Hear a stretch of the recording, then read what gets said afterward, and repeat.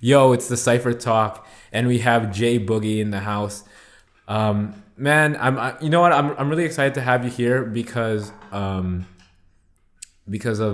just like you've been through quite a bit, from what I hear, and I'm gonna be educated in this session and learn about like your story. You want to do a little introduction of yourself for those who don't know? Yeah, for sure. Jay Boogie, as Mr. Joe Boy Rock so succulently put it. Repping Bundown Sound System, repping Midnight Breakers, taking it back. Repping hip hop, man. Truthfully, this culture raised me, straight up, and I've just, I guess, tried to do what I can to improve or, just make a situation better, in a small market like Winnipeg. Just try to do what I could to try and help it out a bit. That's all. How long have you been in the scene, like within the culture? Because it seems like, now I don't want to put you on blast. I'm like, oh, this guy is like, he's like 100.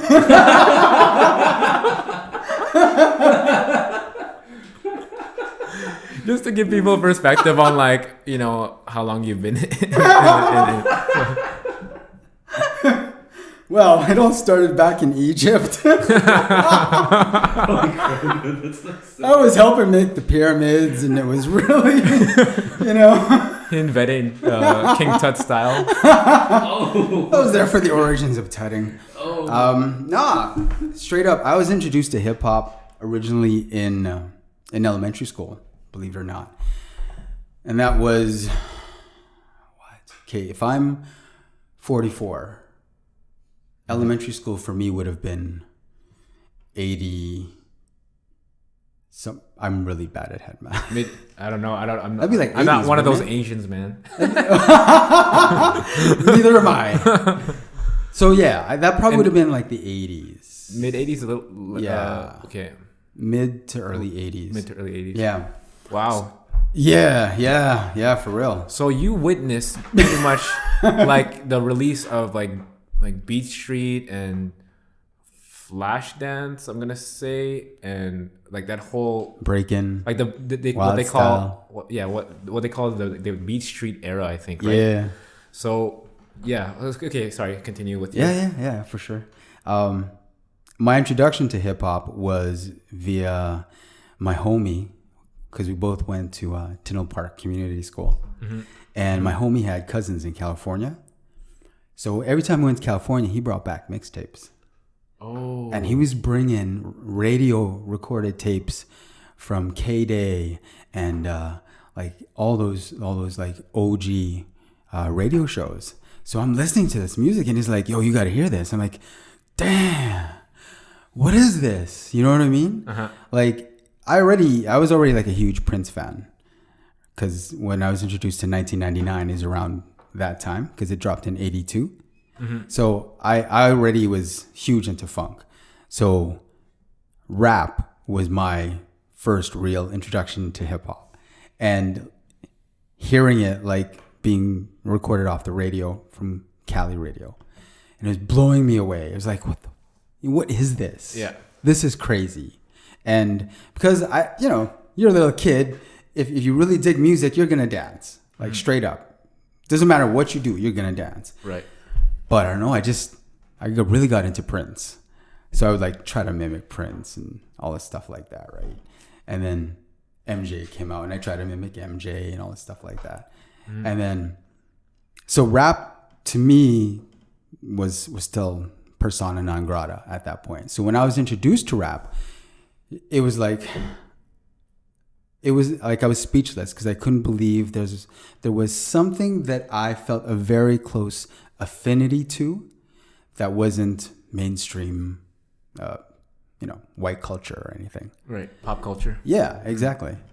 So I was hooked, man. Literally just like, that's it. What kind of stuff do you remember listening to? Oh, I remember when I first heard NWA, Dope Man.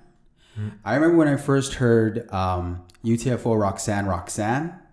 I remember when I first heard Fly Girl by the Boogie Boys. I'm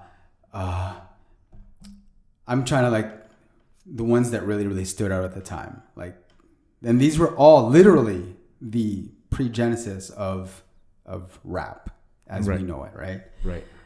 And then next thing you know, he came back from Cali one time and he started dancing. And I'm like, oh, what's going on? What you doing here? Right? And he like jumped on the floor and I went, what are you doing, man? He goes, yo, it's called breakdancing. I was like, what? And he goes, yeah, man. And they taught me how to do it. My cousins taught me how. I'm like, all right, yo, you got to teach me, man. You got to teach me. So next thing you know, we're like, okay, we need cardboard. I'm like, why do we need cardboard? He goes, because, man, we dance on cardboard. I'm like, what? For real? Yeah, man. So like we'd go to, there was this like convenience store on Tyndall Street called Speedy Mart. We'd go in the back of Speedy Mart and we'd grab cardboard and then we'd tape it up with electrical tape until we figured out that the other kind of tape worked better. Yeah. The clear tape. Oh, like the packing tape. Yeah, the packing tape. We figured out packing tape worked a whole lot better than electrical tape, which always came off anyway.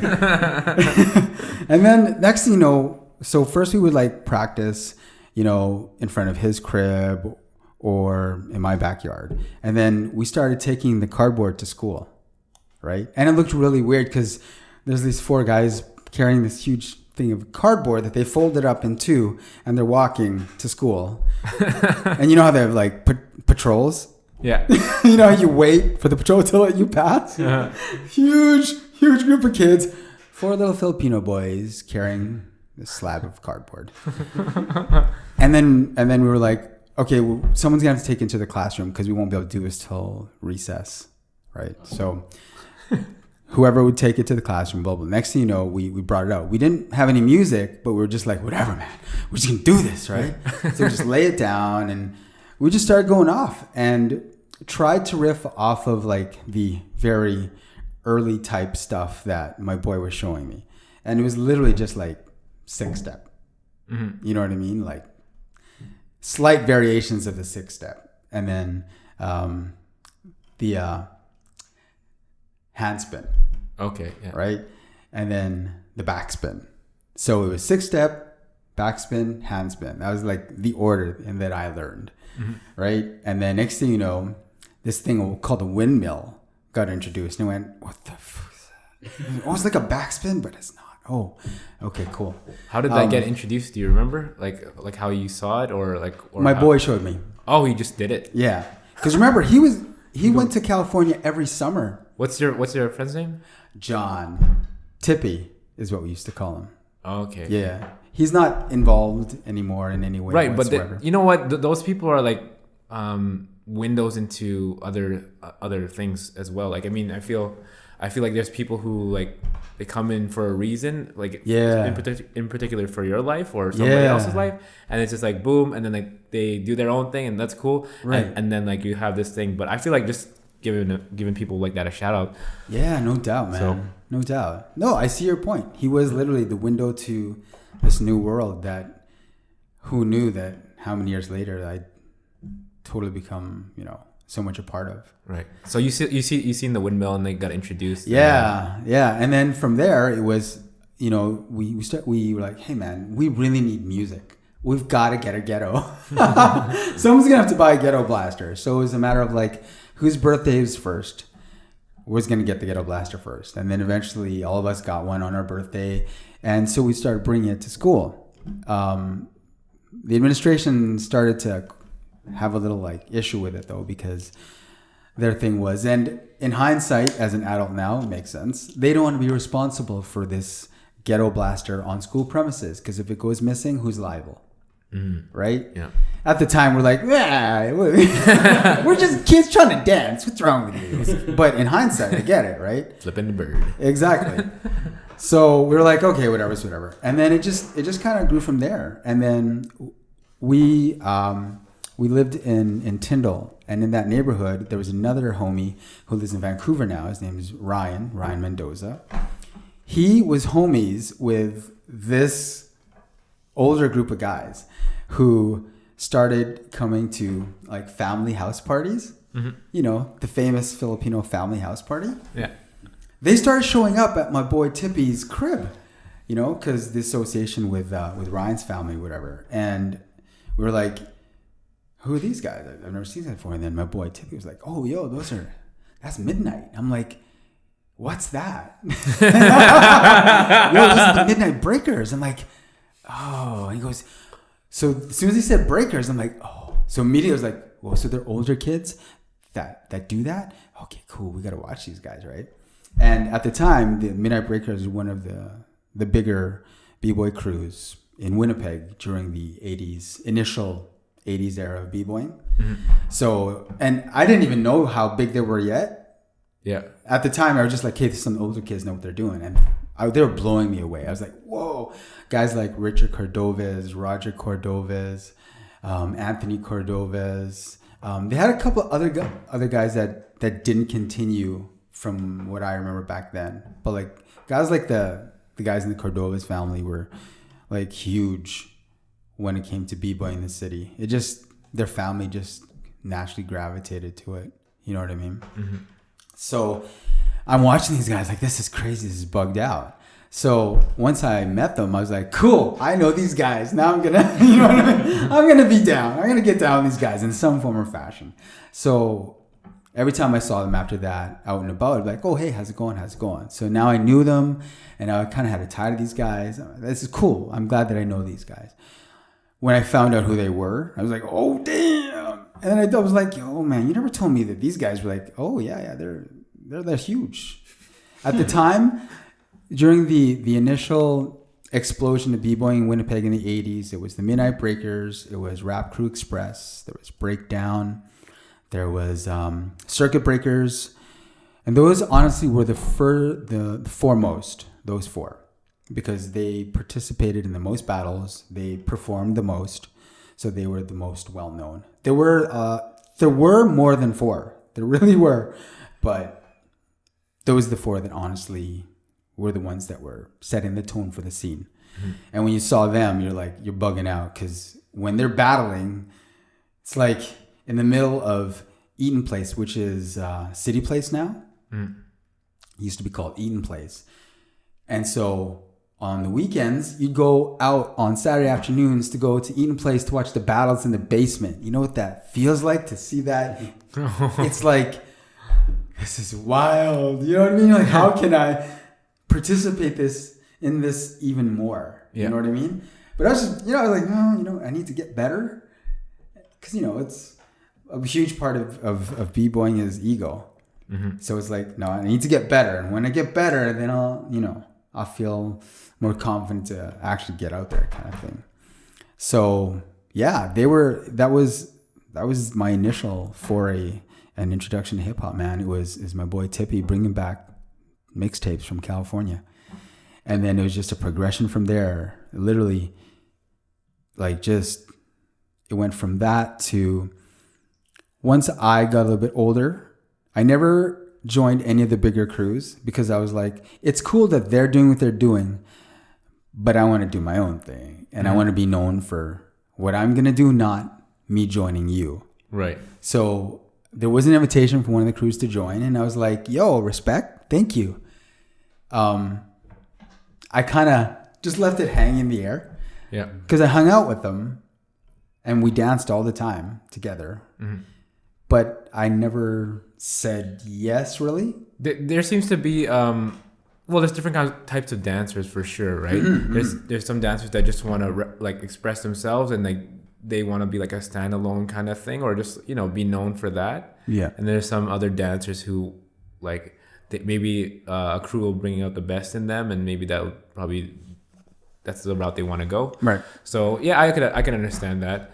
Now, can you kind of talk about that transition into how you met Bob, or how you know Bob? Because again, everybody knows Bob here in Winnipeg, and we talk about him a lot, but it's kind of hard not to, because I mean his stamp is so well known and so ingrained, right? Right, and it's really cool to come back, like go beyond that, like before that, and that's part of the reason I like you having, like I like having you here.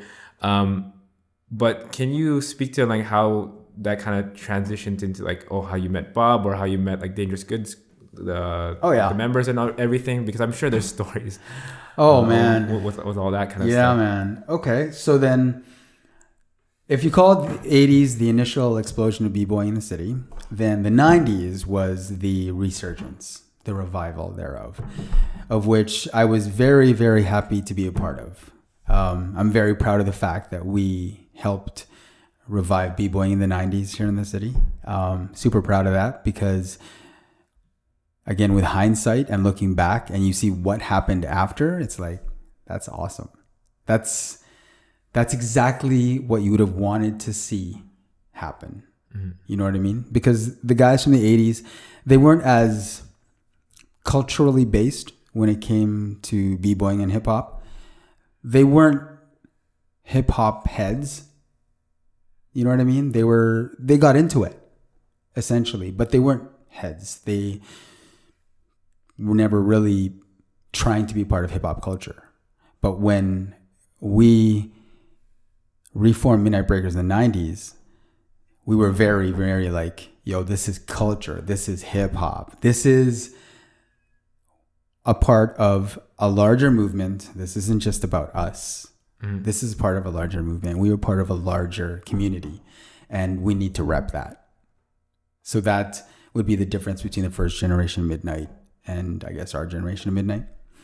So after we came out, I think it's safe to say the inspiration spread throughout the city and crews just started popping up everywhere. You started seeing black Adidas tracksuits everywhere. And you're just like, whoa. You start seeing masks everywhere. Like, whoa. Start seeing white gloves everywhere. And we're like, whoa, what the? Like, that's crazy. And then because it's hip hop, you know what the first thought is.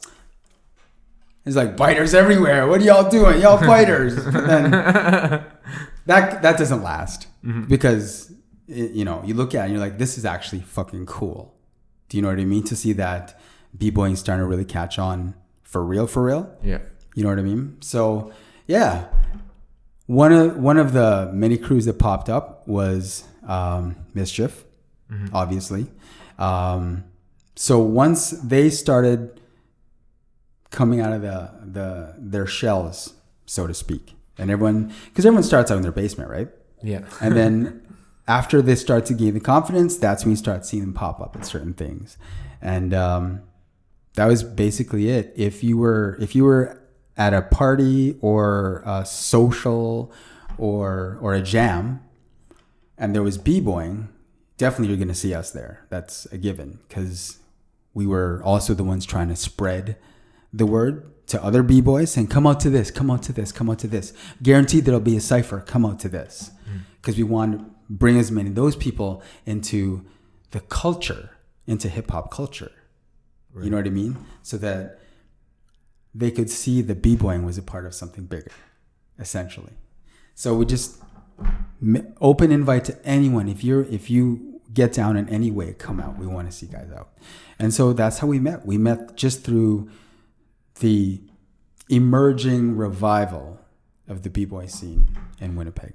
So it's funny because I want to like take a moment and focus on this aspect of it because sometimes I think that the popular belief is that just because people battle, like especially b-boys, when they battle, it's very intense, and people who are not like really into the culture or like who are just kind of looking at a distance are saying, oh, these guys, like, they must not like each other, or whatever. But then you have the flip side where you're inviting people, you're encouraging them to be part of the culture and, compete on a level that's, not destructive, it's constructive. And so do you think that's missing in today's culture with, having that open invite for like, a competition or like some kind of healthy competitive vibe? What do you think is missing? The whole aspect of being more open and embracing to people who aren't as familiar. That and also well, actually not even that. I kind of mean like people being open to competition more, like testing each other and like sharpening each other's swords and like skill wise, because you only see that, like you mostly just see it in contests, like the battle contests, you know what I mean, right? Like somebody organizes a battle, boom, now you're battling. But like maybe it might be a little bit different with the b-boy culture, where they're more apt to challenge each other in like a cypher or something. But with other street styles, it's like, you know, everybody wants to do an exchange, which is fine, like you do an exchange. But if you start challenging somebody or trying to, like, you know, get them to like battle or whatever, it's more seen as like a clash, like you're like, it's almost like kind of like a fight. So do you think it was different back in the day as far as people challenging each other and being more open to like, hey, let's battle, you know, hey, let's enter the circle, you know, with nothing on the line. Mm-hmm. Just like, hey, this guy thinks he's pretty good, I'm gonna go battle him. Like, yeah, literally on the spot type deal. Yeah, that attitude. I can't say that you can see that now, because where do you see b-boys battling each other inside a venue other than at a battle? Mm-hmm. So it's just you think it's just a difference in culture as far as it could or be different time, and it could be just a generational thing.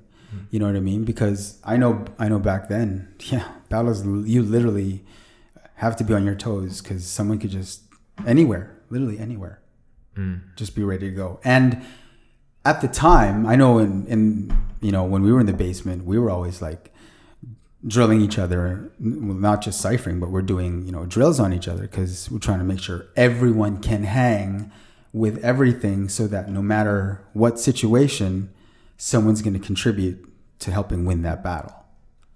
So I don't know that that's not happening, because people still go out to places and cipher, right? But if you look at the hip hop culture in the city, you have b-boys on one end, you have rappers on another end, and you have DJs on another end. They don't really get together too often. Pretty much everyone stays in their own corner, wouldn't you say? Yeah. Yeah. Do you think that should change, or do you think there should be more events that cater to all the core 4 elements being combined? Or like that definitely should change. That's not hip hop. Mm-hmm. If you're like, just to break it down into the simplest terms, without saying there's like 10 million elements to hip hop, just go with the 4 pillars, right? How often do the 4 pillars of hip hop ever coalesce, convene, and become a community in this city? It doesn't really happen. You have DJs playing parties or throwing parties. You have b-boys ciphering or competing at battles or performing. And you have MCs rehearsing, performing, recording. But there's literally nothing in Winnipeg that combines the 3. And like the graffiti aspect as well, like that's a whole nother. That's even further out than all those 3. Exactly. Further away, I should say. So much further away, because even from time, there was very rare opportunities where all 4 elements were invited to participate in. And the most obvious back in the day was Peg City Hala, because it was a hip hop festival. So all 4 elements were always represented at Peg City Hala. There was a day dedicated to graffiti. There was a b-boy battle. There was an MC battle. There was a DJ battle. And there were artists being booked from outside markets to headline shows. That's the closest Winnipeg has ever gotten to a unified hip-hop scene. You know what I mean? Like, if you look at 2017, yeah, there's going to be a little bit of crossover. You know what I mean? You take someone like Mav, b-boy, DJ. Joe Rick, b-boy, DJ. Me, b-boy, DJ. There aren't as many moving over onto the MC side, other than like say egg, b-boy, MC, right? Yourself, right? Moving over into the other realm. There's a little bit of crossover, but only because there's certain proponents in this market that have decided they want to expand their range. Right. Do you know what I mean? Yeah. But how much, like, you know, maybe the b-boy battle is booking a DJ. Yeah. But not The much MC. crossover. The MC isn't an MC. He's a b-boy, right? At the MC show, and there are MC shows that happen in the city. You see a gang of MCs. You might see some b-boys, right? You might see some DJs, but truthfully, there's probably gonna be more MCs there, and that's DJ battle. There might be some non-DJs, but really, mostly DJs, right? How much cohesion do you see there? Do you think there would be like an avatar? Like there'd be one, like that would be a master of all four elements? Master of all four elements. Like who has transcended the element they started in and is now known for all the elements that they actively participate in? No, because everyone's transitioned a lot. Yeah, and it's sometimes they're just focused on one more than the other. Exactly. Or like, I mean, this is what I hear too, that everybody back in the, you know, Wiggles would say that everybody was into the four elements. Like they had at least a little bit of each within their whole, you know. Exactly. What they were doing. So, I forgot where I was going to go with that. but yeah, do you think that's something that, like, I mean, like, as you hear about like Kool Herc being, you know, the father of the culture and all that, and he was like he was known for like obviously DJing, right? But then he was also breaking, like, so I don't know. Do you think people need to, you know, kind of put that culture, like dive into the culture in that kind of way where they're exposed to all four elements at once, and then, or is it just really me, just, I don't know, just a preference of like how you want to get into the whole culture? What I found from all the people I've ever met through the culture, from all the people I've ever met through the culture, through hip hop, the people who are the most passionate about the culture are usually the ones who have dabbled in all four. They may not have been as successful in all four. They may have been more successful in one or two, and that's usually the average. A lot of guys I know who have dabbled in all four, the average is like 2 out of 4 are successful in everything. Mm-hmm. Right. But most transition, but still keep a foot in the element they were, you know, known for previously. But they've made a concerted effort to put more emphasis on what they currently have their foot in. Right. Kind of thing. If you guys in the comments section below want to suggest any avatars of the hip hop culture, be free to do that, because I would really like to discuss that even further. I'm going to hop around a lot in this episode, as I do in many episodes, but going back again to like the 80s, because as far as this podcast has gone, we've gone pretty much with both breaking and dance to like the mid 90s, maybe a little bit early 90s, but never before that. So again, you lived through that Beat Street era, and you lived through it dying down before the resurgence in the 90s. Can you speak a little bit about that as far as your experience and how you perceived everything during those times? Oh, for sure. The popularity of b-boying in the 80s was a mainstream continent-wide phenomenon. Once it's the same in its pop culture, right? Once advertisers see something that they think has caught the eye of their demographic, the people they're trying to market their products to, it's on. It's open season. Yeah. And that's exactly what happened with b-boying. It became open season. We're going to put a b-boy, a popper, a locker in every goddamn thing we can think of to sell every goddamn thing under the sun until we notice the numbers dropping. And then we ain't fucking with that shit no more. And that's essentially what happened. You know what I mean? Even here in Winnipeg, it was crazy. I mean, everyone knows about the Pizza Pop commercial. Yeah. Right? Shout out to Rap Crew Express. As interesting as that commercial was, it's very much a part of the history of hip hop in Winnipeg. So we gotta own it. No, there's some guy doing like the Cobra thing, just like the poppin' taco thing, where he's like rolling his chest and everything. I was like, oh. Vinny's Tabernero would be that gentleman. Oh, okay. Yeah. Another guy also moved to Vancouver. A lot of those guys moved to Vancouver, which is really interesting. So this is what Bob had mentioned one time, that the Vancouver scene actually owes a lot of its breaking to Winnipeg, as far as starting the culture and or even having a big part of it in Vancouver. Those guys moved over to Vancouver, and I think one of them, if I'm saying this incorrectly, everybody just let me know. Right, keep me in check. But started Boogaloo Academy out there, the studio.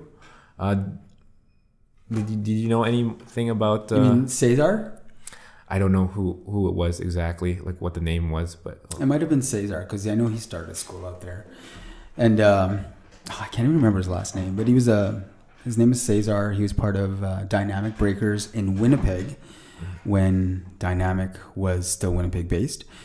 When he moved out to Van, a whole gang of them moved out. He decided during the 90s revival to start up again. And then he renamed it VDB, so Vancouver Dynamic Breakers. But they very much had their roots in Winnipeg. Because a lot of those guys moving out to Van, it makes sense, right? They go over there, they get ingrained in the scene out there, and they were able to. They were, I remember when they moved, they got themselves situated in Van very quickly, and they set up shop very quickly, so that when the 90s revival came around, we already knew about the fact that they restarted their crew. And Midnight and Dynamic had their history from battling, right? I think the most interesting battles during the 80s took place between Rap Crew, Midnight, and Dynamic. When you see those three go at it, whether it's a 3-on-3, crew versus crew, or just 1-on-1 crew versus crew, you knew it was going to be a good afternoon, essentially, because you're like, this is going to be sick. Because eventually you know who can do what, and you know who's gonna be saved for last for the knockout punch, and all that, right? And it was just really exciting because you're like this kid in a prairie town in the middle of Canada who was gifted and blessed with the opportunity to grow up with a culture you had no ties or roots to at all. It was literally transplanted from another place to Winnipeg. And to be a little kid, you know what I mean, and see that, it's mind-blowing. You're like, this is so sick. And to get an affinity for it right off the hop and feel that connection to it right off the hop, and not feel ostracized in any way right off the hop is incredible. And in all honesty, that's probably why I rep hip hop even now to this day. Because once hip hop found me, it was like, take me, I'm yours kind of thing. And now I'm gonna do what I can to make sure hip hop is straight wherever I am. That's, well, you know what I'm saying? Yeah. When you speak about how did I answer your question? I want to make sure I answered your question. I don't rambling there. I don't really care. Damn. No, but I was just talking about how the 80s and everything, and then Well, Vancouver, how they... Yes. So the connection. Yeah. So the connection is very much dynamic. When they moved out, literally the entire crew moved out. Like no one was, I don't think anyone was left behind. Literally all of them moved. And they made a name for themselves. And their core crew brought on, I think, another 3 or 4 younger dudes who were also very strong. So they had a very potent team. You know what I mean? Because you had the OGs who had their skills from time, and you had the new generation of VDB who are bringing a newer flavor, so a lot more style. You know what I mean? It's not so much a really quick up rock into a really quick 6-step into a really quick windmill into a freeze and walk off, because that's pretty much what the 80s was. You know what I mean? In the 90s, that's when the element of style started coming in, and it's not so much about A, B, C, D. It's more like, hey, let's write a song. Let's not just recite the alphabet. Let's write a song when we hop on the floor. You feel me? Yeah. So that's exactly what happened with them, and they very much became a part of the b-boy scene of Vancouver, which is really sick, because even though they had a rivalry in the 80s, and then we started a rivalry in the 90s. Even though rivalry was there, the respect was there still. We eventually settled it, obviously, and the outcome was obvious. I don't need to say what the outcome was, because everyone who was there knows what the outcome was, so it's all good. But at the end of the night, it was a pound, it was a bro hug, and it was respect. Is there a clear lineage from VDB into some of the B-boys or the B-girls or whoever's breaking out there now? They had... I can't say in a direct line. In all honesty, I don't think there was a direct line to what preceded them. I think they were more of a major influence, because I was always based on what I saw in the van scene, and I became very familiar with T-Dot and Van City and their scenes in their hip hop scenes. I became very familiar with a lot of people, so I knew what was happening, and I knew who was doing what, and I knew who was really a driving force and who was an influence. I'd have to say they were more of an influence, because there's no direct lineage into 2017. You get what I'm saying? Yeah. So it's kind of more like it was. There's more of a direct lineage from the crews in the 80s to now than there is from VDB to now in Van. You feel me? Right. Yeah. That's so I was at In the Zone last night, and In the Zone 10, the final In the Zone choreography competition, and I was blown away. And when you were talking about the 80s and the 90s, and I'm like thinking like I like to joke around and say, oh, I'm an OG funk styler, whatever, right? And people take me half seriously, because I kind of say it half seriously too, because it's just like an ego boost or whatever. But I was looking at it and I was just like, holy smokes, like live, like I was watching the adult division, live dance crew was just insane. That's Angel's group. And CCAT was there. They were dope. Project were there, and like there's some Edmonton people also entered, but every performance was like holy crap. Like it was so insane. Like when you're at a battle and you're like, oh snap, oh you did, oh like oh, or you're just jumping around and just like like you're super like charged on the vibe. Yeah. It was the same thing for me. I was like, whoa. Oh, yo. And the thing that added on top of it was because in 2004, 2005, when I was junior high school, like the whole CCAT and Unite and those choreography dance teams started like spawning and performing at a bunch of places. And it was different than, because before it used to, like, to me, it seemed like the B-boy crews were a lot more hardcore than the dance teams. And I'm like, oh, I don't know how you would get into a b-boy crew. Like you have to get really good at some point, and then somebody from your high school has to put you down with that crew, and then somehow you guys click with whoever else is like up there. And of course, Dangerous Goods was like in prime form during that era, right? So you have it just reminds me of like when things started in 2004, 2005 as far as just dancing.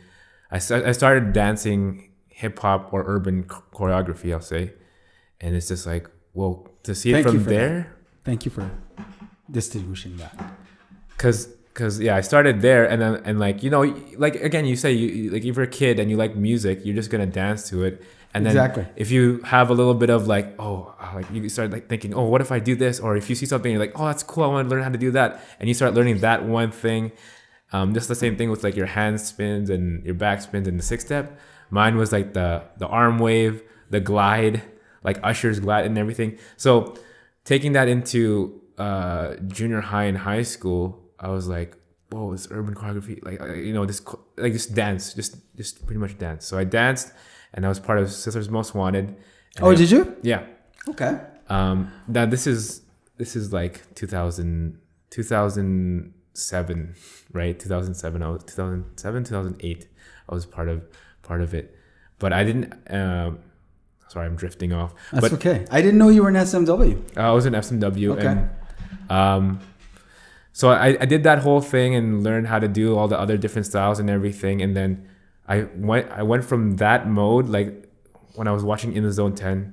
Okay, what was it like at that moment in time when I started, you know, dancing like that, and then to see it now, like this is what you imagine in your, like, you know, when you're envisioning the most outlandish, like extreme, fantastical type thing, like what can you do with choreography? Okay. Yeah, and then I was like, wow, that's what you could do with choreography. They had every like texture, like the groove, the unison, the formations. Like it was just, I don't know, you can't even. Sometimes people hate on choreography, even myself. So, but like when you're there, I'm straight up. But like when you're there, and when I saw it, I was like, holy crap, this is next level, like times 10. The choreography side of it was like amazing, and the performance, everything was there. Like you had, I don't know, maybe it was just me. I don't know. I don't even think it was just me. It was a packed venue, and then people were just like, whoa, like, did we just see that? That was so intense. Mm-hmm. And then I was just comparing that to like like when you reminisce about, you know, when you started and like the 90s and like different eras. That's what reminds me of, like, I was part of that era. I was part of like when it started, like, you know, and then when I see locking on stage or a little bit of popping or some like aspects of, you know, the funk styles, that West Coast like movement or dance movement, I'm like, whoa, I had like, at least, you know, at the very least, I had some kind of effect that benefited people, and they, you know, were able to, you know, kind of do their own thing with it and have it on stage, even though it's not directly me on stage or right, you know, my crew on stage or whatever. It's knowing that your existence has helped that world learn and incorporate some of what you do. Mm-hmm. Yeah, so In the Zone 10 that's what it reminded me of, pretty much. So enjoying the whole aspect of it, because that's the true essence of it, right? Like you say, like people say hip hop started in a party. And it's true, like, and sometimes that party is just you just vibing out on your own, like, to music. Oh yeah. And then sometimes it's like with just like your friends. And then, you know, for me, along the way, like sometimes you go into different avenues and you're like, oh, you know, I gotta dance just because I gotta rep, like not even because you want to dance. It's just like, oh, this is what I'm supposed to be doing. This is that's what people know me for. So I gotta dance, and then you don't get you're like, something's missing. and then I feel like going back to why you started dancing, and I've been harping on this quite a bit on the last few episodes, but it's important. Like, why do you do what you do? Do you do it just to try to win all the time? Okay. If that's the case, then do what it takes to win. And then if you're happy with that, then that's cool. But then if you're like, oh, you think something's missing, then why do you think something's missing? Maybe you have to enjoy it more. Maybe you have to change your perspective. There's things out of your control. Maybe you got to change your attitude on things that you can't control, and go about it that way. But yeah, the true essence of it is just, let's enjoy everything. And they say that the true four elements are peace, love, unity, and having fun, right? And I feel like that needs to be maybe pushed more than the core four elements, because then the core four elements will come together once all those other things get together and people understand that. I hear that. I think it would also help if there are venues in the city where people will go to for, the socialization aspect of everything. But there's no real hip hop center in Winnipeg. Like, Graffiti Gallery is hugely instrumental in programming that has benefited people who love hip hop culture, but it's not a hip hop center. Mm-hmm. It's a gallery that programs arts programming that just happens to include hip hop. But there's no real hip hop center. There's no real place for the four elements to really get together anyway. Unless you're homies, you know what I mean? And you've got group chats open, or you go out for drinks every once in so often. There's never really a spot where people can just go and know that hip hop is home here, because this is where everyone goes to. Polying's taking place here. Networking's taking place here. Training, learning, all this is taking place. There's really nothing like that here. And until you see that, like really, really see that, your four elements are pretty much just going to stay the way they are. Yeah. It's unfortunate. But, there has, having a specific spot would be fantastic. There have been events that have, I'm going to say, attempted to put all the four elements together, but it doesn't come out like how you would want it to come out, like exactly, because sometimes one element is like people are there. Some people are just there for one element. That's exactly it. And then it just bypasses all the other elements, which I feel like if you had it equal, and that would be hard to do, right? But if you had it equal, then it would be more of a thing that's for sure. Like actually have them as pillars, like boom, 4 pillars, like they're all equal, but they're all part of the same thing, like the whole same culture, right? Straight up, man. And I mean, going back to Peg City Hala, when Odario and Spitz were doing Peg City Hala, it was with the express purpose of uniting all the elements for one weekend, because there's always a weekend, uniting all the elements for one weekend where everyone participates in everything that's going on. So it wasn't unusual for everyone to be checking out each thing. Do you know what I mean? There's still, to be perfectly honest, if you look at a crowd at the graph battle, fuck yeah, the majority are graph heads. But 20% of there aren't. They're there because they want to see what's going on with the graph scene in Winnipeg, because they never really were a part of it and they never knew it existed. But at least you got that 20% that was there at the graph battle going, yo, man, that's what that's about? Straight up. You know what I mean? And then same thing for like the DJ battle night, the B-boy battle night, and the MC battle night. Yeah, 80% of the crowd is there for the core element, but at least there was 20% that were trying to be third eye about everything and get a glimpse of everything going on.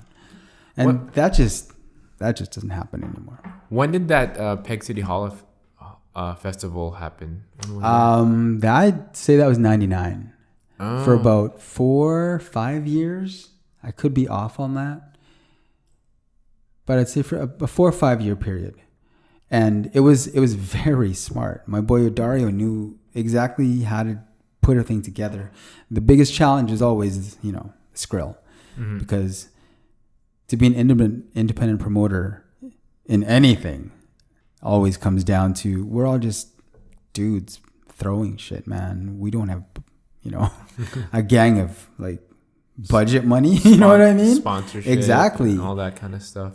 Anyone who does anything in this city is fucking taping it together, nailing it down, because we go with the resources we have and we just get creative with it. You know what I mean? But they had the very express purpose of trying to make sure they were going to unite the 4 elements. And there's just nothing going on like that right now. There was an attempt to do a hip hop festival after the fact in I'd say the 2000s, maybe the early to mid 2000s. It was a little controversial because they chose to riff a little bit off the original festival name, and they called it Deep City Holla, and that kind of rubbed a lot of people the wrong way. Yeah.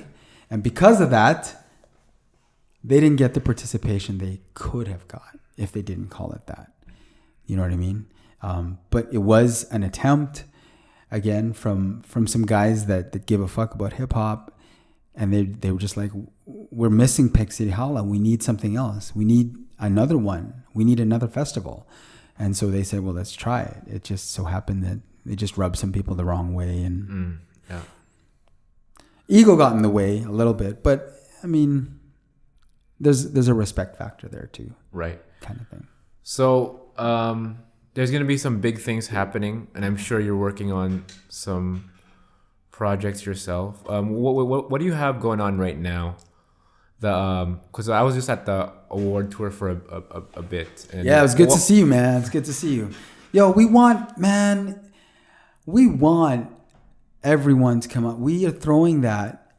We throw these things for people to not have to fucking worry about going to a club, dress up, worry about bottle service, worry about booth, rezo.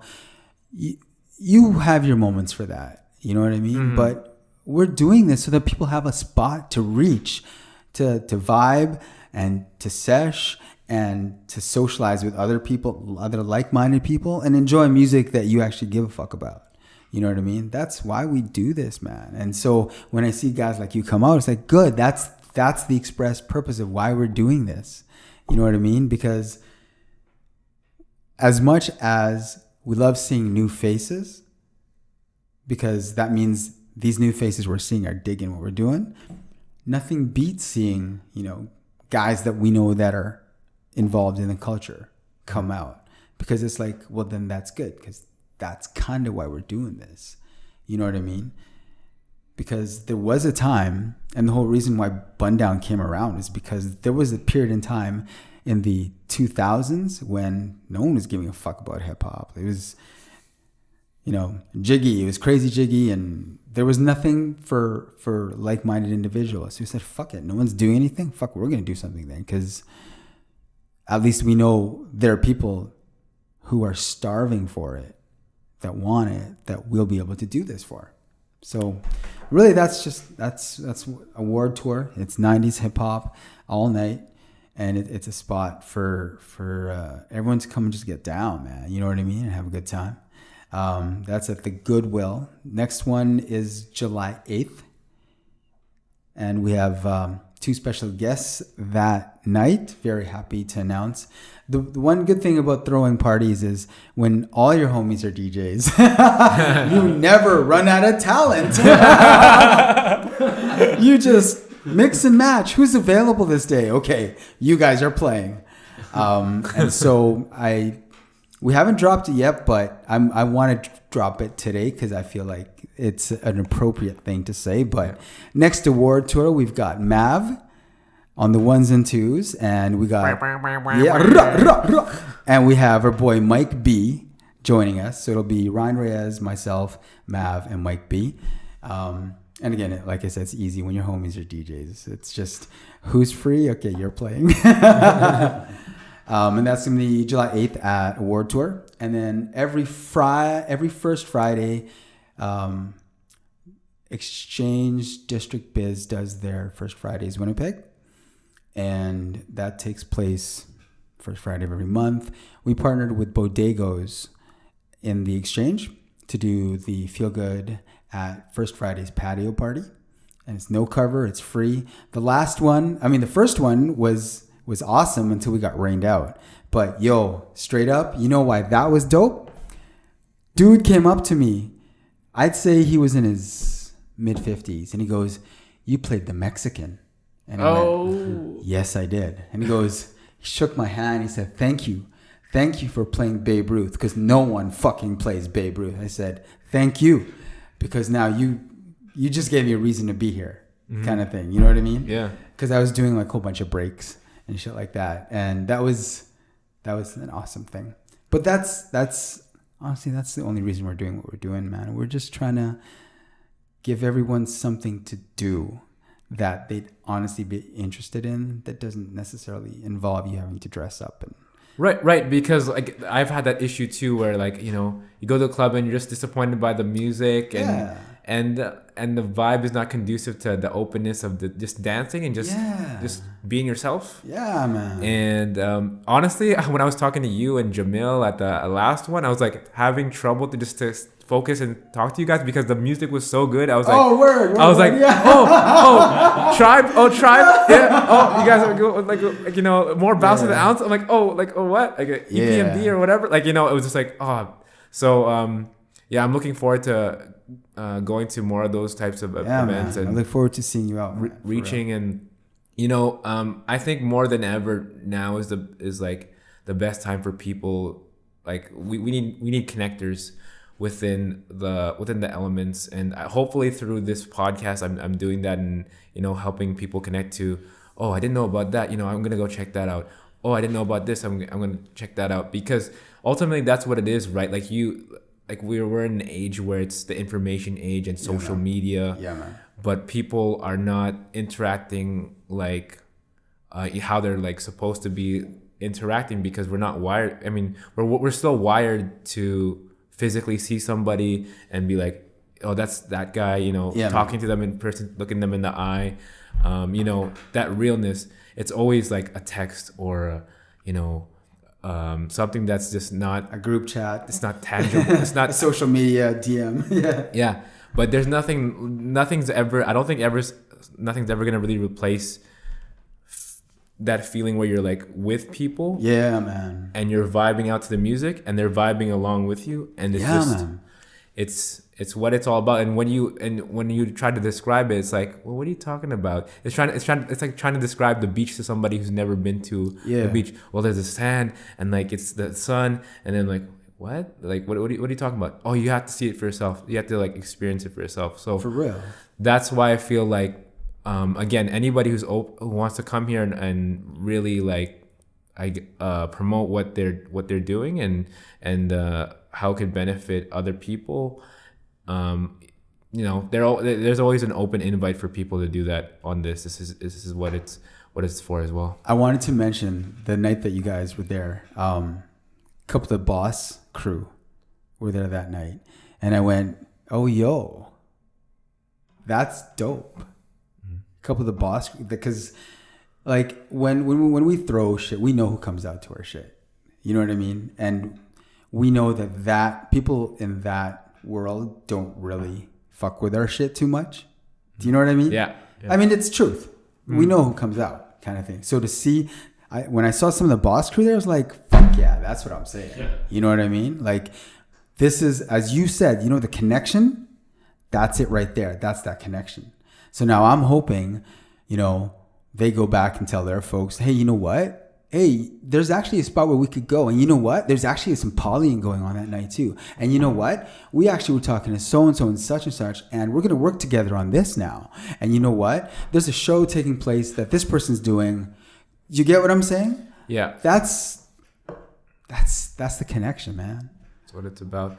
And, you know, part of the issue is that people are not willing to make those real life connections, like you know, that fear of like, oh, hey, saying hi to this person, like I kind of know that person, I recognize their face, but you know, and I want to talk to them, but like I'm what if they think I'm this, I'm that, or whatever, and you know, I think one of the things that I never regret doing, even when it doesn't turn out the way I want it to, is saying hi to people. Just be like, hey man, like, and like really complimenting them genuinely on what you enjoy about what they do.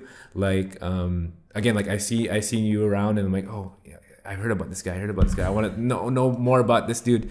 Or Jamil, like, you know, what's going on behind, like, what's going on behind those eyes? No, what's going on? You know what I'm saying? Jamil, your eyes.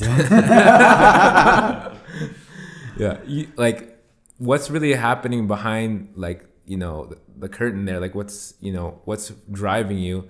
And then let's see how we could help each other elevate to another level. So, well, I love that you're doing this, man. When you told me about this, I was like, that's fucking sick.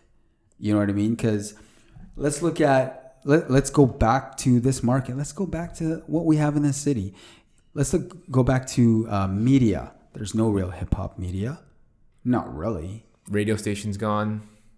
Yeah, but that wasn't really hip hop media, man. That was a company deciding, let's test this format to see if we can get some ad dollars out of it. And when it's just not working for us anymore, let's flip it. That's not hip hop.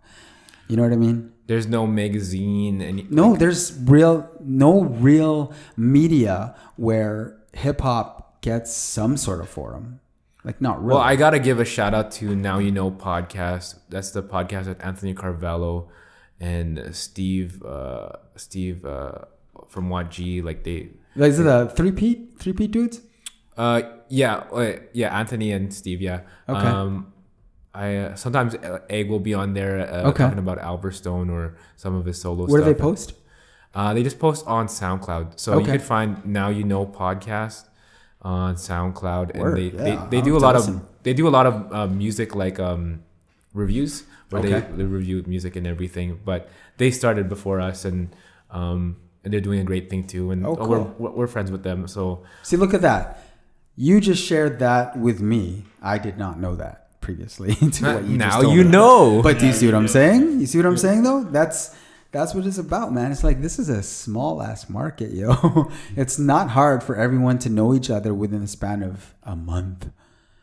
Literally, you could get to know everyone who's doing something in a month, and then just start, polying with folks. You know what I mean? It's not impossible. It really isn't.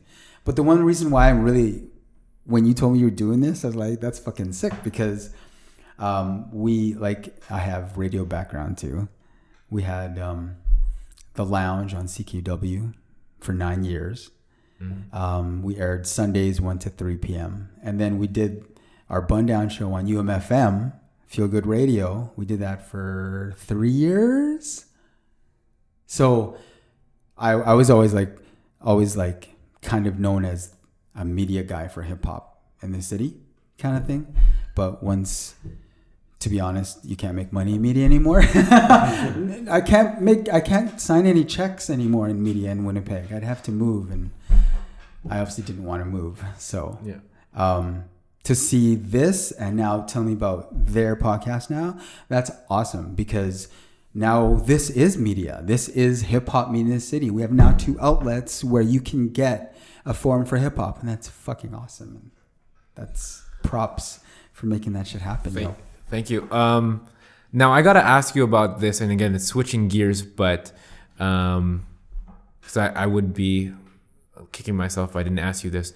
But as far as different styles apart from breaking, what was that like in the 80s? Because I don't know anything about that. Okay. Well, back then, again, because it's very much in its infancy in Winnipeg. It was in its toddler phase in New York, Toronto, Minneapolis, Vancouver, not so much. I think a lot of our influence came from New York in the early years. A lot of our influence obviously came from New York. They may have been in their toddler, but we were still in infancy. So it's very, very, it's baby steps, right? There were some guys that were known for just popping and locking.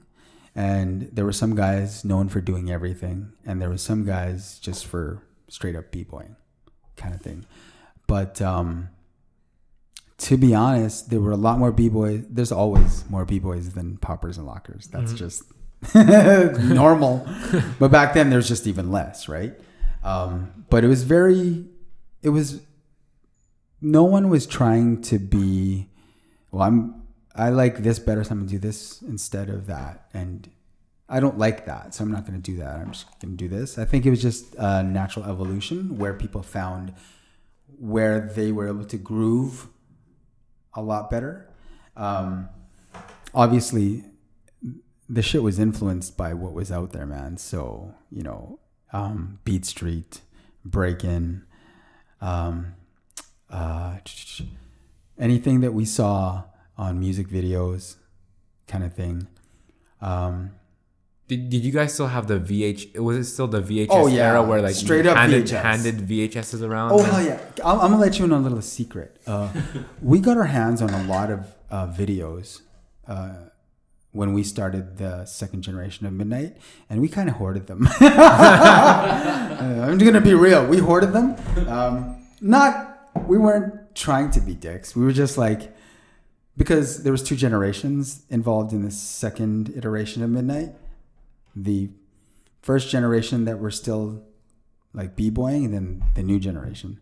And there was always kind of this generational struggle about how we should be sharing stuff like that.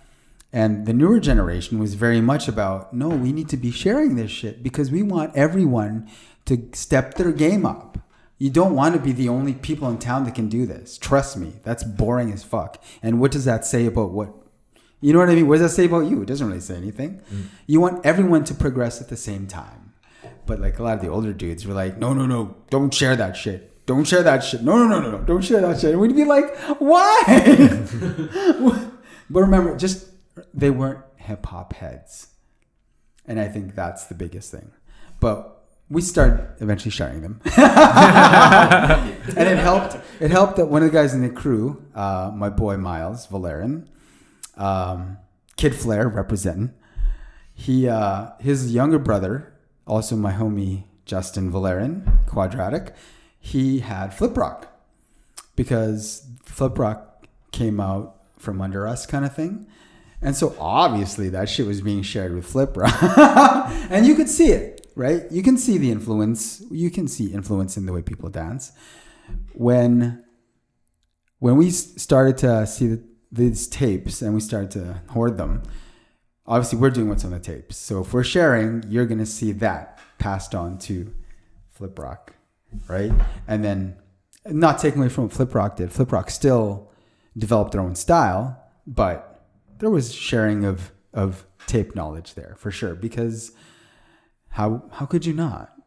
Do you know what I mean? It's so selfish to not share the knowledge, right? Mm-hmm. But again, it's just 2 generations. One, the newer generation of Midnight that were actual heads, and the older generation that weren't heads. That's all that was.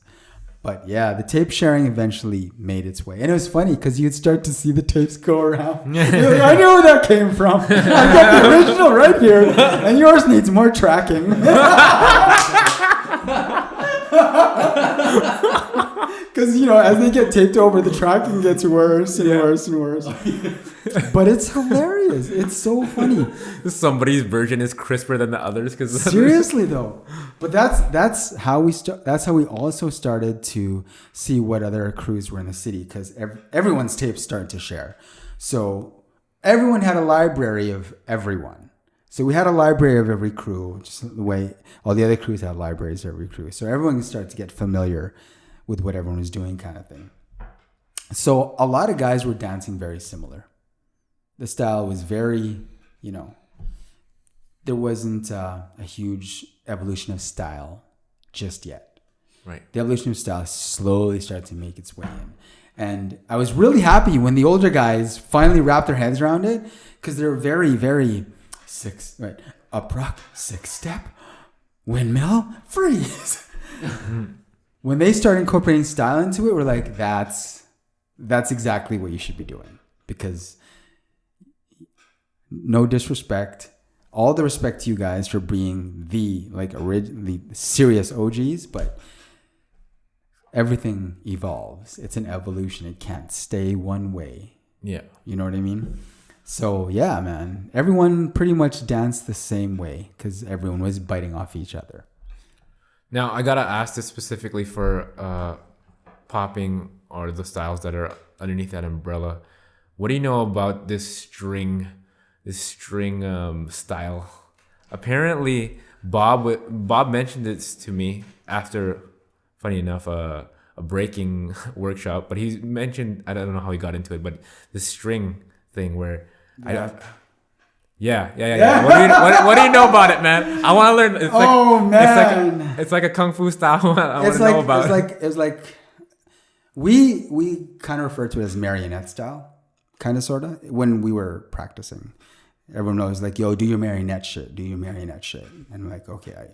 So that would be the string style. And it was literally like a marionette because everything was moving according to the string.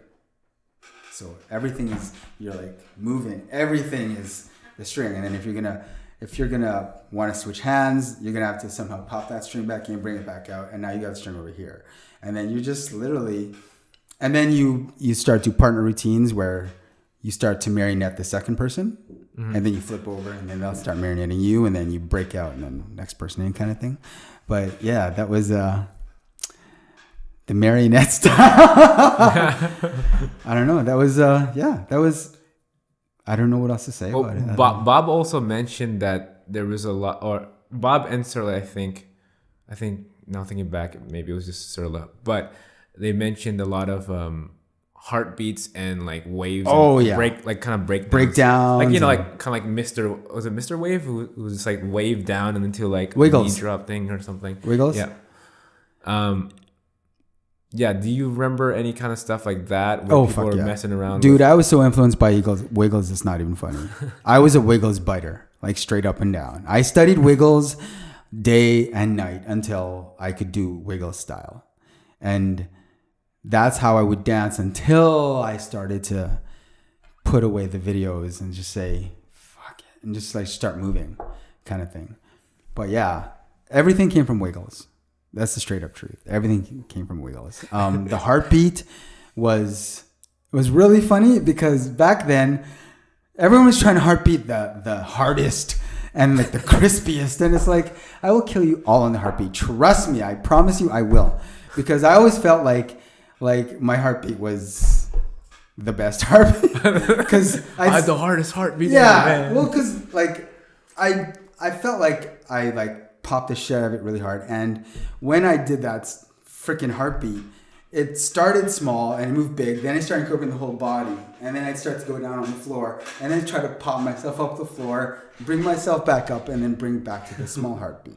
And then it's, again, very, very influenced by Wiggles. I'd start to, walk heartbeats kind of thing. You know what I mean? Like that. And then, obviously, when people started to see it, people started to do it. And next thing you know, there'd be a cypher at Garden City, and it's like, okay, he just did a heartbeat. Oh, get in there, you're gonna do your heartbeat. It's like, for real, this is gonna be heartbeat battle, is it? Get in there, do your heartbeat. Like, oh my god, we're actually gonna do a heartbeat battle. Do your heartbeat, do your heartbeat.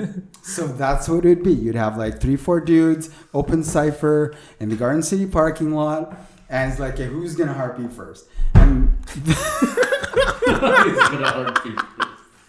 well, how do you start off a heartbeat battle? Your turn. You know what I mean? Like, do you go in reps? 3 reps, 4 reps, right? And then my thing was, I would always wait. I'd like, because I just felt like, I'm older, so I'm just gonna like let everyone else do what they want to do, and then I'll pop in when I'm ready, kind of thing, right? And so a lot of the younger kids would like, get in, do their heartbeats. I'm like, no, I know where you got that from because I did that on this video. And I know where you got that from because he did that on that video. But it was like, whatever's whatever. Okay, fine. Then I'd go in, and then everyone just look at me, just kind of expected I was going to win the heartbeat battle. And I'd be like, yeah, whatever. And then I just go in. And I wouldn't go in long because I didn't want to be cocky about it. Do you know what I mean? Yeah. But I was still going to make a statement like, you're my sons. I'm your daddy, and this is why. And then I just go in, show them why, and then pop back out, and then just let's move on to something else because more heartbeat battle would be really boring. Now, there's a big break between like some of the funk style things happening like during that like 80s, 90s, and then like a skip over to like in my mind, this is what it's like, right? You could correct me if I'm wrong, but I think I know you're going with it. Go ahead. There's a skip because when I started locking and popping those two distinct styles, Surla was my first teacher, and he got some of that stuff from Toronto when he was learning, and he was learned from a DVD as well from the what's Bradley Rapier's crew name? The Groovaloos. Groovaloos DVD, right? So he came back. He taught me, and Mark was also in that. Mark San Juan, and we started learning from there. That's our base, which is 2008, the fall of 2008, and then but I learned a little bit later on, like I think maybe a few months later on, that Yao and Dancers Club were there. And they were doing stuff like I didn't, because they were on the other end of the state, like the south end. And then I hear about them. I went to the session and like, oh, these guys, like, yeah, was legit. Like he's legit popping. Man. So to me, there's a break because I didn't notice anything that was specifically those styles. Yeah. When I was growing up from like, I was born in 1990 and then high school from 2005 to like 2008 and junior high, and I didn't see anything specifically from Winnipeg being like this is what it is. People did moves like they did moves like I saw Bob do the backslide or what is commonly known as the moonwalk, but you didn't see styles where like boom, this is the style, like it wasn't distinguished.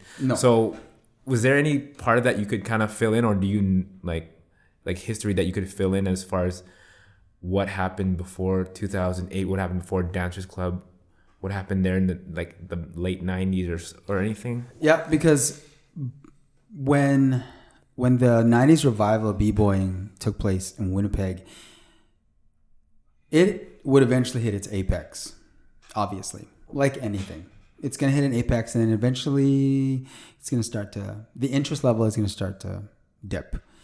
It's cyclical. Everything is cyclical, right? So that's really not a surprise. It's the ebb and flow of life, right?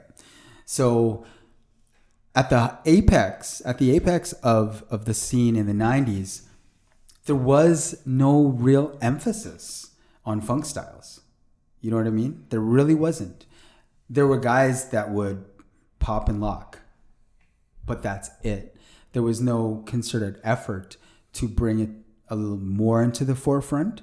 There was no concerted effort to introduce it any further than what the guys who already knew how to do it were doing.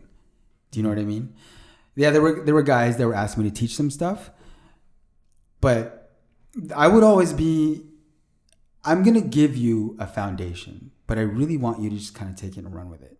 I don't want to teach you too much because I want you to be able to build your own repertoire. Do you know what I mean? Yeah. So I'll teach you so basic, but it's going to be fucking basic, okay? Because I want to see you develop your shit because you don't want to be me. Right. Right? So I would show a little bit, just so basic, just so they get the hang of it. And then just tell them, okay, now go and fucking sesh all the time. Sesh at school, sesh at work. You know what I mean? But I never made a concerted effort to teach anyone anything specific or to bring anything further into the forefront. Because at the time, you could rate the interest level in the types of moves. You know what I mean? Mm-hmm. Power moves, always first. Right? Power moves were first. Floor work was second. Up rock was third. Popping was probably tied with up rock in terms of interest level. What people want to see and what people want to see make a battle interesting. And that's, if I look at it, that's the interest level. So with more emphasis being on power, what's everyone going to want to learn first? Right. Or what's going to be their driving factor to learn in that order? It's always going to be, I want to learn power, man. I want to learn power. So that always took precedence.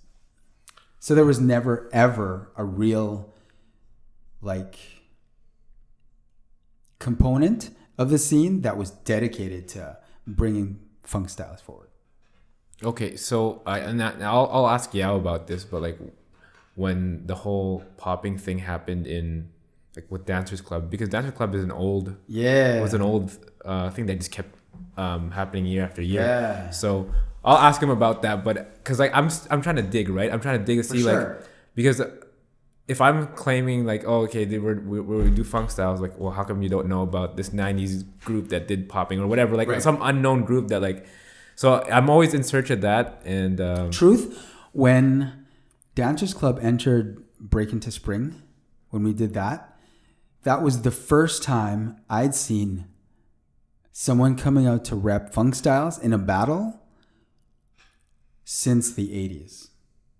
Literally. Whoa. I've never seen anyone since the 80s when I was a kid watching, because there was a little more influence, a little more of electric boogaloo influence in the 80s with some of there's like a small smidgen of dudes that were fucking with that shit kind of thing. You know what I mean? Right. So when those guys entered, I remember when I got the registration, I'm like, who are these guys? Oh, this should be interesting. Then when they showed up at the freaking mall, dressed up in funks, I went, whoa! I was like tripping, man. Ophi and Q and I, because we're the only ones with the b-boy background. Lucy didn't have a b-boy background, so he didn't wild out about it. But us three were like, fuck, check that shit out, yo. You see that? Yo, who are those guys? I'm like, I don't know. Some dude named Yao and his partner, man. I don't know where these guys came from. So after we got a chance to sit down and talk after the battle, I'm like, where are you guys from?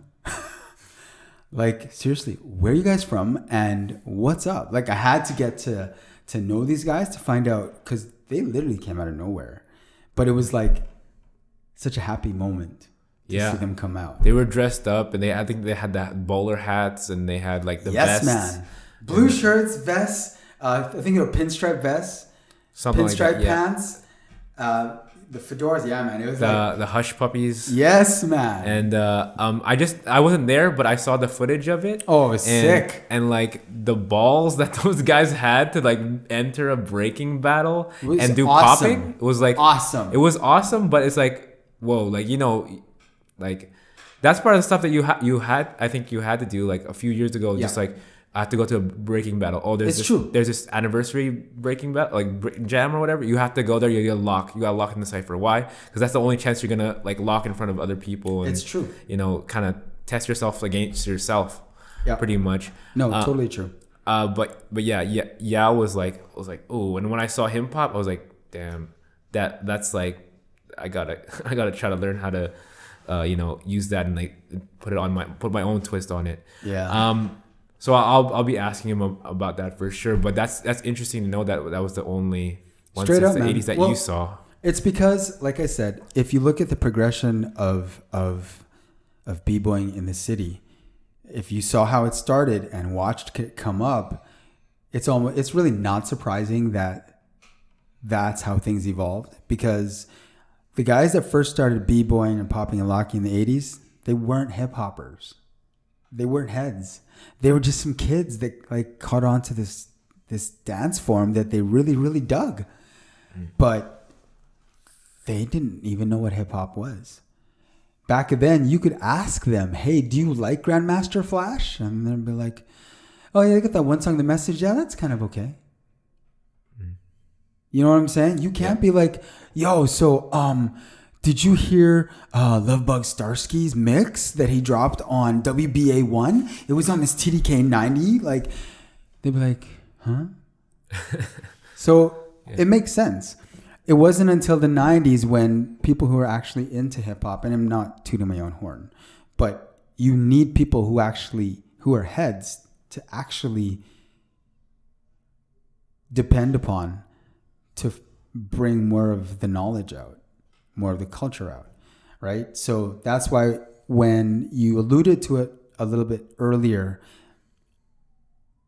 when the 90s apex of b-boying started to dissipate and the interest level starts to go down, I know with my crew, one by one, we'd get booked to do shows, and one by one, we'd be missing people. Every show, another person's missing. Before you know it, a performance, 4 dudes. And we're like, what the hell is this, man? And who are the 4 dudes? It was the new generation. And what type of shows we're being booked for? Hip hop shows. Not to booze, not weddings. We're being booked to do hip hop shows. And it's because the guys who were left standing were actual heads. And were connecting the cultures in whatever way they could. But then eventually, we started tapering off too. You know, one by one. And before you know it, that's it. Everyone was kind of like, you want to practice today?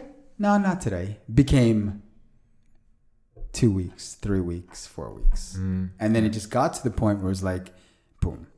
But it wasn't, you know, altogether out of the picture.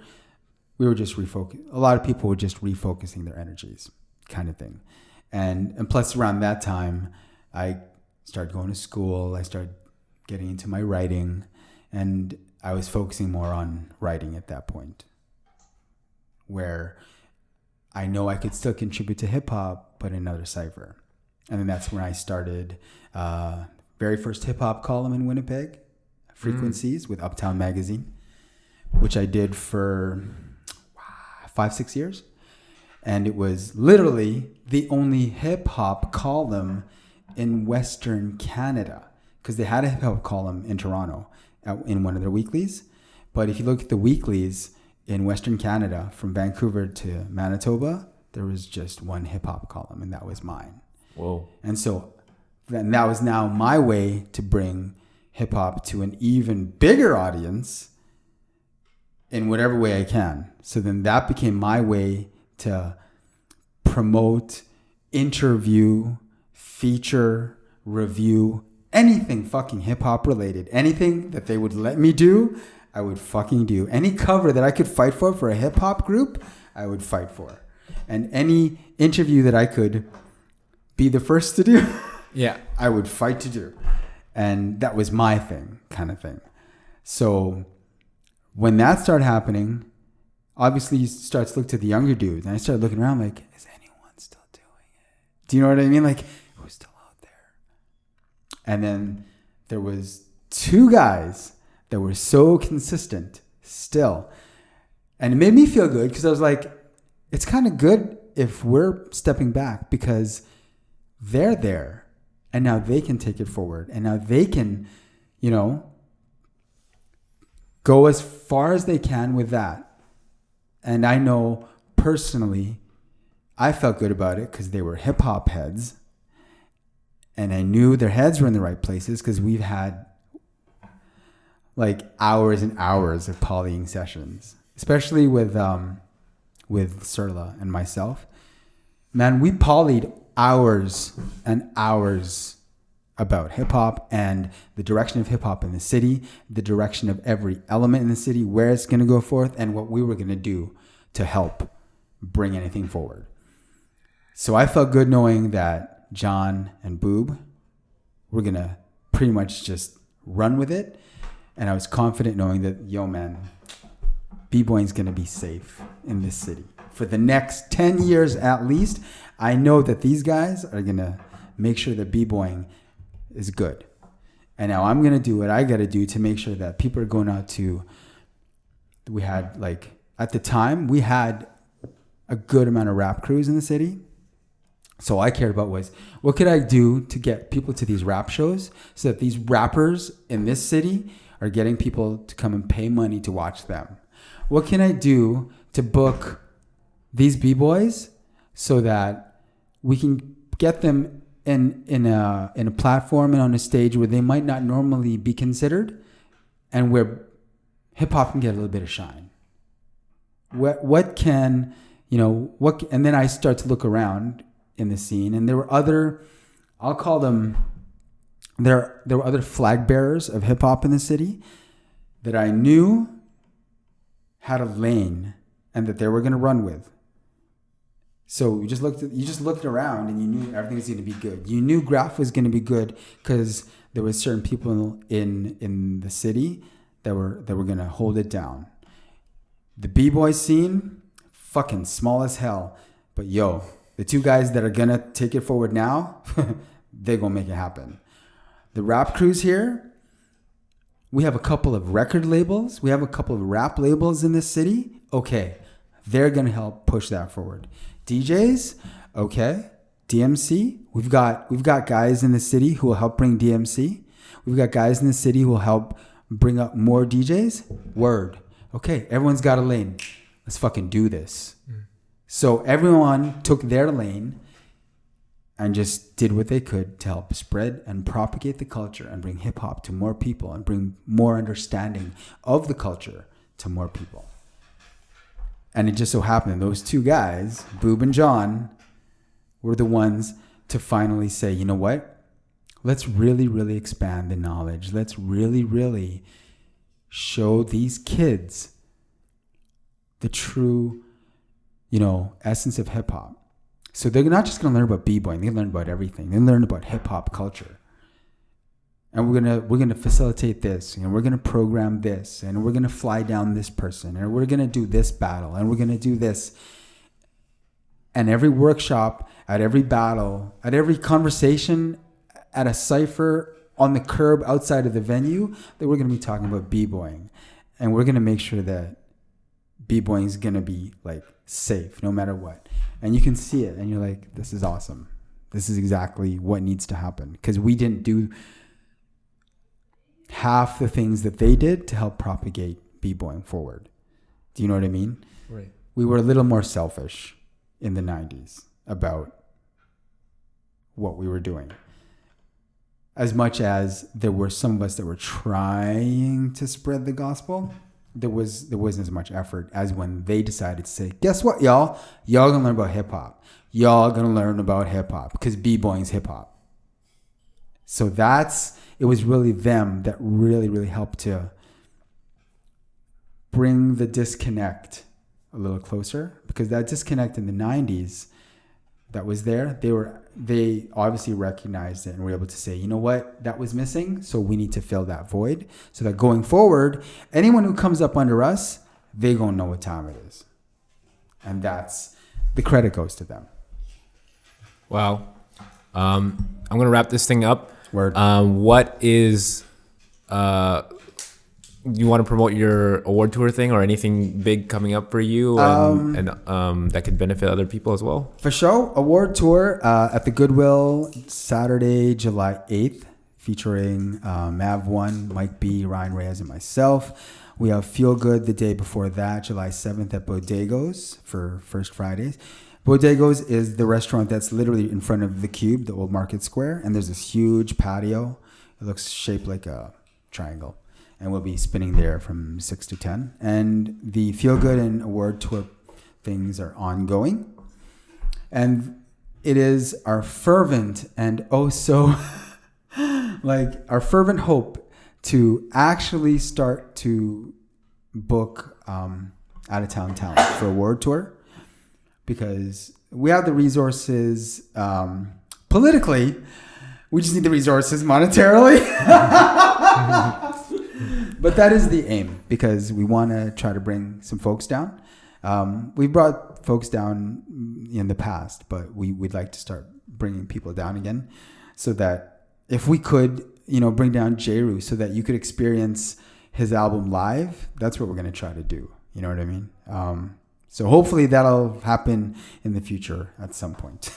Awesome. And how can they get a hold of you or know about these events? Are you guys on Facebook, Instagram? Oh, yeah. All that kind of stuff? Definitely Facebook. You can just do a search on Bundown. We have our blog, bundown.com. Personally, I'm on every social media platform on the planet, unfortunately. I'm not the biggest fan of social media, but it's like a necessary evil. You know what I mean? So it's like whatever's whatever. You can find me on Facebook, J Boogie. I'm on Instagram. I'm on Twitter. Yeah. Awesome, man. I want to thank you again for just being here and sharing. Respect.